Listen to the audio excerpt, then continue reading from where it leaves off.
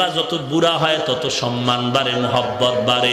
বড় বড় আলেম ওলামারা পর্যন্ত লাইনে দাঁড়ায় থাকে হাটহাজারীর হুজুরের জুতা টানার জন্য। ইলমেরা এজাজু করদান বেহিসাব, খলকেরা দাদান জওয়াবে বাসওয়াব, হক না দারদ দোস্তে খলকা জারেরা, নিস্তে ই খাসলাত একে দিনদারেরা।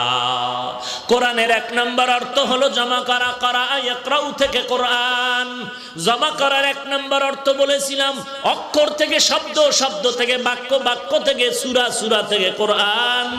দুই নম্বর অর্থ বলেছিলাম কোরআন আল্লাহ সিনার মধ্যে জমা করে দিবেন।